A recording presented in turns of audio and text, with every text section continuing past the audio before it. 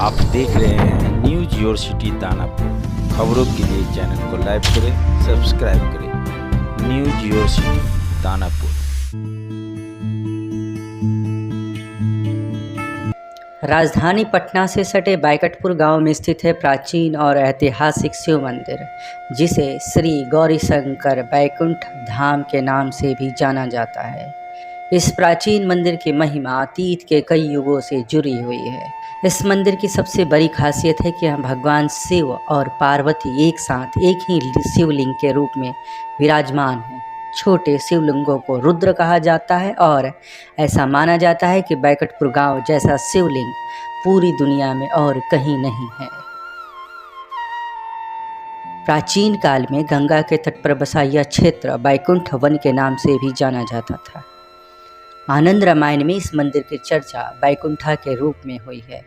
लंका विजय के बाद रावण को मारने से जो ब्रह्म हत्या का पाप श्री रामचंद्र जी को लगा था, उस पाप से मुक्ति के लिए भगवान श्री राम इस मंदिर में आए थे। उन्होंने यहाँ भगवान शंकर की पूजा अर्चना की थी। कहा जाता है कि काफ़ी साल पहले मंदिर के आसपास जंगल थे, जहाँ ऋषि मुनि तपस्या किया करते थे।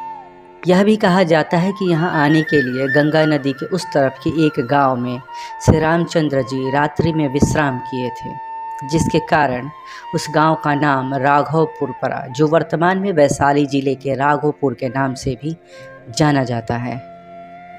जरासंध को भी मिली थी इस मंदिर में असीम शक्ति। इस मंदिर का इतिहास महाभारत के जरासंध से भी जुड़ा हुआ है। मान्यताओं के अनुसार जरासंध भगवान शंकर का बहुत बड़ा भक्त हुआ करता था। जरासंध रोज इस मंदिर में राजगृह से पूजा करने आता था। किंवदंतियों के अनुसार इसी वैकुंठ नाथ के आशीर्वाद से जरासंध को मारना असंभव था। कहा जाता है कि जरासंध हमेशा अपनी बाँह पर एक शिवलिंग की आकृति का ताबीज पहना करता था। भगवान शंकर का वरदान था कि जब तक उसके बाँह पर शिवलिंग रहेगा तब तक उसे कोई हरा नहीं सकता। कहते हैं कि जरासंध को पराजित करने के लिए श्री कृष्ण ने छल से जरासंध की बाँह पर बंधे शिवलिंग को गंगा में प्रवाहित करा दिया था, तब भी उसे मारा गया। जरासंध की बाँह पर बंधे शिवलिंग को जिस जगह पर फेंका गया उसे कौड़िया खाड़ भी कहा गया था। प्राचीन मंदिर पुराना है, जिसको आनंद रामायण में इनका वर्णन किया गया है। लेकिन जरासंध के समय से जरासंध का जन्म यही शिव जी का मंदिर के आशीर्वाद से हुआ है। उसके बाद जरासंध के बाँह पर शंकर भगवान रहे। कुछ दिन के बाद जरासंध जब जाने लगा तो इनको चाहिए इसके बाँह पर से फेंक दे। वही कौड़िया खाड़ में आके गिर गए। वे 100 बरस कौड़िया खाड़ में गिरे हुए रह गए। यहीं फंसी थी मान सिंह की नाव। कहा जाता है कि अकबर के सेनापति रहे राजा मान सिंह जब जलमार्ग से बंगाल विद्रोह को खत्म करने सब परिवार रानी सराय जा रहे थे, उसी वक्त राजा मान सिंह की नौका कौड़िया खाड़ में फंस गई थी। काफ़ी प्रयास के बाद भी जब राजा मान सिंह की नौका कौड़िया खाड़ से नहीं निकल सकी तो पूरी रात मान सिंह की सेना सहित तो वहीं डेरा डालना पड़ा। कहते हैं कि रात को ही राजा मान सिंह को सपने में भगवान शंकर ने दर्शन दिया और अपने जीर्ण शीर्ण मंदिर को फिर स्थापित करने को कहा। राजा मान सिंह ने उसी रात मंदिर को जीर्णोद्धार करने का आदेश दिया और उसके बाद यात्रा की शुरुआत की और बंगाल में उन्हें विजय प्राप्त हुई। तब अकबर के सेनापति राजा मान सिंह रास्ते से गुजर रहे थे, उन्हीं का जहाज़ फंस गया और फंसने के बाद रात में स्वप्न हुआ कि तुम क्षत्रिय कुल के बालक हो, मैं इस गंगा में गिरे हुए हैं, मेरा बगल में मंदिर है, जीर्णोद्धार प्राण प्रतिष्ठा करवा दो। वो कहेंगे ठीक है प्रभु, हम रनिया सराय क्षेत्र जा रहे हैं, विजय करके लौटेंगे तब आपका प्राण प्रतिष्ठा करा देंगे। उनको जाने से पहले, युद्ध करने से पहले वो राज छोड़ कर चला गया। इनका विजय हो गया राजा मान सिंह का। राजा मान सिंह का फिर जहाज आया, फिर फंस गया। झक्कर से खोजवाए लेकिन शंकर भगवान मिले नहीं। फिर शंकर भगवान रात में सपने दिए कि तुम अपने माँ बुला लावो, माँ आंचल फैला देंगे, वो आंचल में हम प्रकट हो जाएंगे। तो राजा मान सिंह का माता जी और पिताजी दोनों आए, आंचल फैलाए, उसमें महागौरी शंकर महादेव उत्पन्न लिए। वही जीर्णोद्धार कराई ने कि गोलंबर जो है राजा मान सिंह का बनाया हुआ है, और वो पुरनका मंदिर जो है वो विश्वकर्मा का बनाया हुआ है, वो मंदिर उनका नहीं है। इसी जगह पर गंगा किनारे पर राजा मान सिंह का माता पिता का जन्म स्थल है, समाधि लिए है, तो समाधि स्थल यहीं पर है।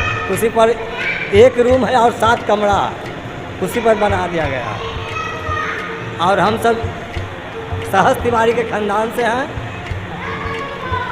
राजा मान सिंह के ही पुरोहित थे, जयपुर के वासी थे, और वही एक घर ला के बसाए ना। आइए, घर से हम तो 40 घर हो।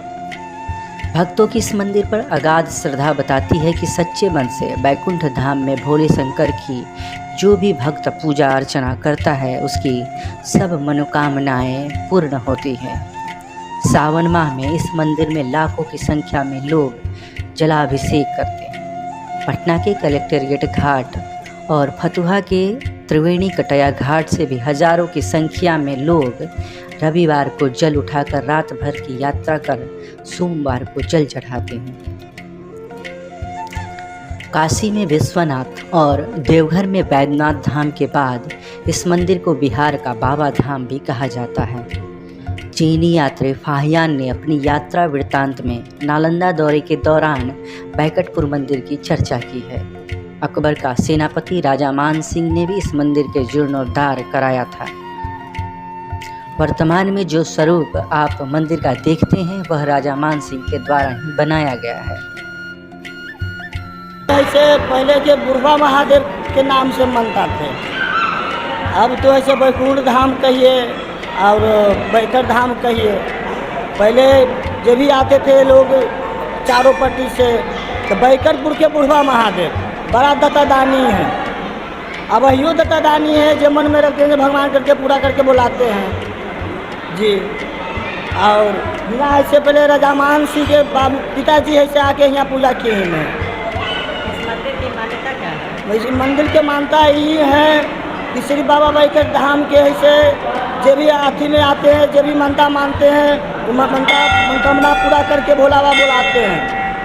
तो मुंडन है, जनेऊ है, पूजा है, सत्यनारायण स्वामी के गाड़ी पूजा है, शादी है, सब यहाँ होता है। यहाँ महादेव जी आगे पार्वती माँ है, पीछे शंकर भगवान है, दोनों यहाँ संयुक्त हैं। ऐसा मूर्ति पूरे विश्व भर में नहीं है। और उसमें लगे हुए एक धारी में 100 महादेव, 12 धारी 100 महादेव हैं। यहाँ कोई भी जल चाहते हैं तो 1201 महादेव के पार्वती माँ के संगे वरदान पाते हैं।